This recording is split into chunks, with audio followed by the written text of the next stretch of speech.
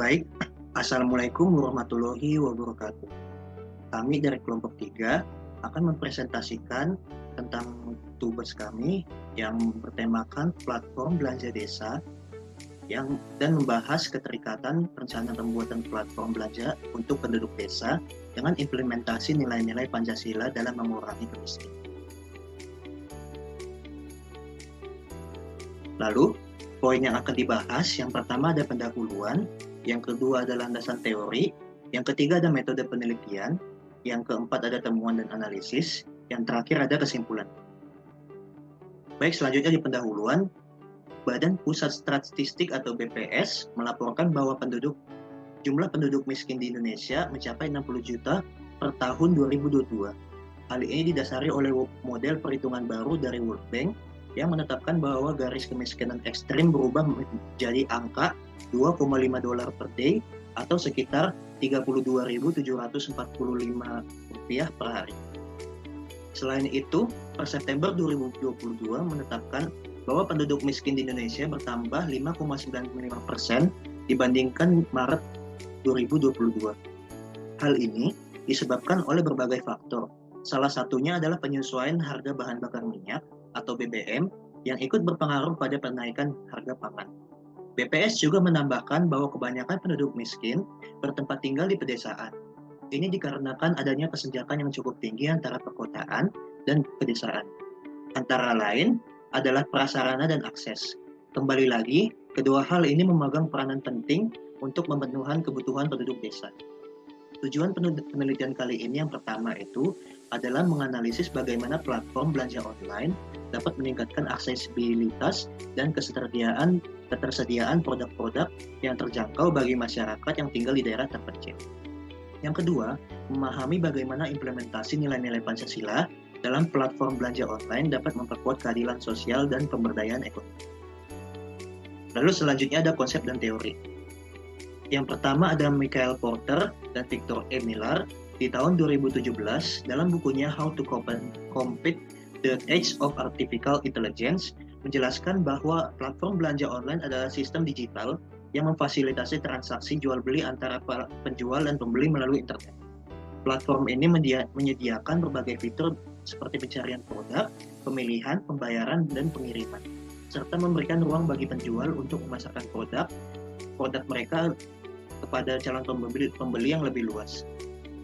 Yang kedua ada Evans dan Scalmans di tahun 2016 dalam bukunya Matchmakers, The New Economics of Multi-Site Platforms, mendefinisikan platform belanja online adalah infrastruktur digital yang mempertemukan penjual dan pembeli dalam suatu ekosistem. Selain fitur transaksi, platform ini juga menyediakan layanan tambahan seperti ulasan produk, rekomendasi personalisasi, dan dukungan pelanggan. Platform belanja online membantu penjual meningkatkan akses pasar dan efisiensi bisnis, sementara pembeli mendapatkan pengalaman berbelanja dengan baik. Lalu selanjutnya konsep dan teori. Implementasi nilai Pancasila, sila ke-1 ketuhanan yang Maha Esa, memastikan adanya toleransi beragama di platform sehingga semua pengguna merasa dihargai dan diperlakukan secara adil. Lalu sila kedua, kemanusiaan yang adil dan beradab, menjamin perlindungan konsumen yang kuat dalam transaksi online, memastikan kualitas produk yang dijual platform. Lalu sila ketiga, persatuan Indonesia, membangun inklusivitas platform untuk berbagai etnis, agama, dan latar belakang sosial. Lalu menekankan pada keragaman dan menghindari diskriminasi. Lalu sila keempat, kerakyatan dipimpin oleh mati kebijaksanaan dalam pemusatan perwakilan, mendorong partisipasi aktif dari semua pihak dalam proses ekonomi digital. Lalu selanjutnya memperkuat pengaruh konsumen dan penjual dalam pengambilan keputusan. Lalu sila kelima, keadilan sosial bagi seluruh rakyat Indonesia, memberikan kesempatan yang adil bagi penjual kecil untuk bersaing dengan penjual besar, mendorong persaingan sehat dalam pasar online, lalu menyediakan akses usaha yang sama kepada semua pelaku, lalu mendukung inovasi produk yang berkelanjutan. Lalu metode penelitian yang kami gunakan yaitu metode analisis. Studi kasus ini menggunakan skema wawancara kepada calon pembeli dan penjual platform belanja desa. Selain itu, analisis dokumen seperti kebijakan platform dan konten terkait juga dilakukan untuk memperoleh pemahaman yang lebih mendalam. Lalu data dan sampelnya, data diperoleh melalui wawancara, gabungan antara calon penjual dan calon pembeli yang akan menggunakan platform sejuta pasar. Baik, pada bagian ini saya akan memaparkan temuan dari sudut pandang masyarakat sebagai pelaku transaksi. Yang pertama adalah sudut pandang masyarakat sebagai pembeli. Di sini, sebagai pelaku calon pembeli merasa mereka lebih terhubung dengan pasar yang lebih luas dan memungkinkan mereka untuk mendapatkan produk-produk yang diperlukan tanpa harus keluar rumah. Calon pembeli juga merasakan terdapat perbedaan yang signifikan, terutama dalam segi aksesibilitas dan ketersediaan produk yang sebelumnya sulit untuk didapatkan. Dengan platform belanja desa, pembeli akan semakin nyaman untuk melakukan transaksi produk-produk pasar dan dapat berdampak besar pada para pedagang di pasar.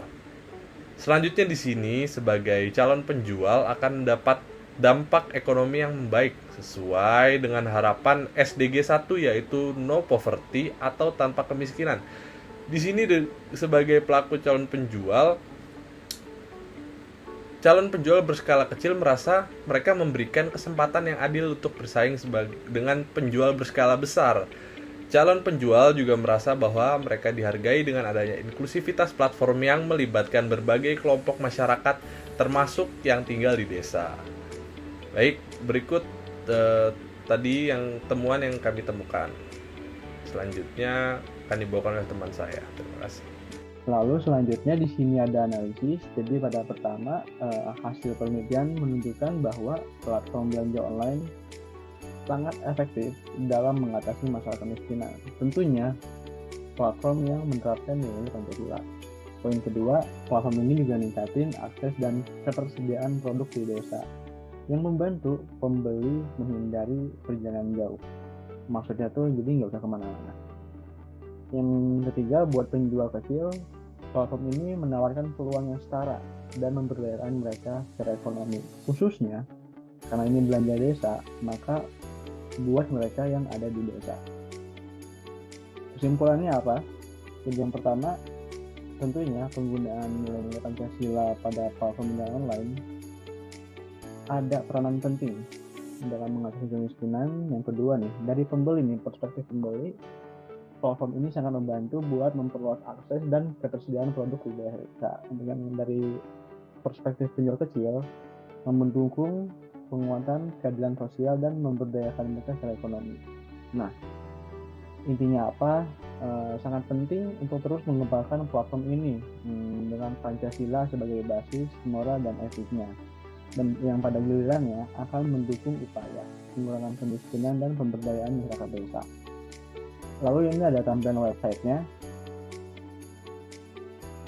Berikut merupakan daftar pusaka. Ada yang dari website dan ada yang dari jurnal.